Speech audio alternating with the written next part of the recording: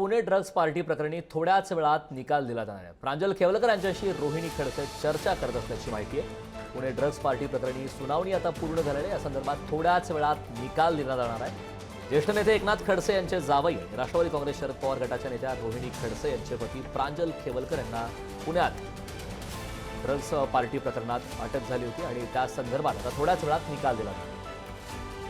या संदर्भात ताजे अपडेट देण्यासाठी आपले प्रतिनिधी ज्ञानेश्वर चोथमल आपल्यासोबत जोडलेत। ज्ञानेश्वर, आपण पाहतोय की या मुद्द्याची खरं तर राज्यभर चर्चा झाली प्रांजल खेवलकर यांच्या अटकेसंदर्भात। आता थोड्याच वेळात या संदर्भात निकाल दिला जाणार आहे। काय ताजे अपडेट आहेत?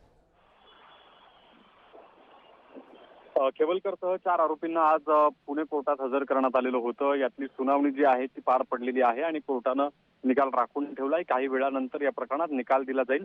3 दिवसांच्या पोलीस कोठडीची मागणी पोलिसांकडून पुन्हा एकदा करण्यात आलेली आहे।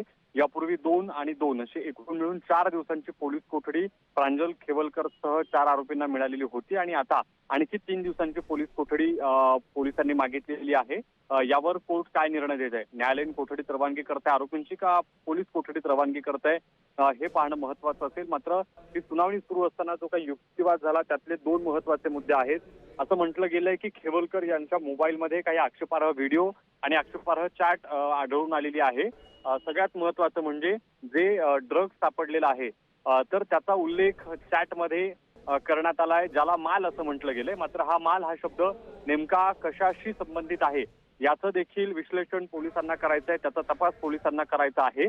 आणि अन्य महत्त्वाच्या ज्या गोष्टी आहेत, ज्यात इलेक्ट्रॉनिक एव्हिडन्स मोबाईल असतील किंवा लॅपटॉप असतील, हे जे जप्त करण्यात आलेत त्यातल्या काही माहितीच्या आधारे तपास पोलिसांना करायचा आहे आणि त्याच्यासाठी पोलीस कोठडीची मागणी न्यायालयासमोर पुणे पोलिसांनी केलेली आहे। पाहावं लागेल निकाल नेमका काय येतोय। नक्कीच ज्ञानेश्वर, निकाल नेमका काय येतो हे पाहणं महत्त्वाचं आहे। मात्र आपल्याकडे जी माहिती आली त्यामध्ये रोहिणी खडसे यांनी सुद्धा प्रांजल खेवलकर यांच्यासोबत चर्चा केलेली आहे। त्याबाबतची काय अधिकची माहिती मिळते?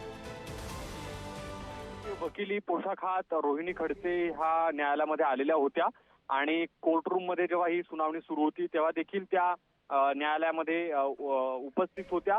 जेव्हा सुनावणी पूर्ण झाली तेव्हा वकिलांसोबत आरोपींना बोलण्यासाठी जी परवानगी दिली जाते त्या परवानगीच्या आधारे रोहिणी खडसे आणि प्रांजल खेवलकर यांच्या दोघांमध्ये कोर्टरूम मध्ये संवाद झालेला आहे। अर्थात तो संवाद त्यांच्या दोघांमध्ये झालेला असल्यानं नेमका त्यांच्यात काय संवाद झाला हे सांगणं तुर्तास अवघड आहे। बाहेर जेव्हा रोहिणी खडसे येतील तेव्हा त्या याबाबतची अधिक माहिती देतील। मात्र स्वतः रोहिणी खडसे ह्या दुसऱ्यांदा अशा पद्धतीनं वकिली पोशाख परिधान करून न्यायालयामध्ये आलेल्या होत्या आणि त्या स्वतःही जेव्हा सुनावणी सुरू होती तेव्हा न्यायालयामध्ये उपस्थित होत्या।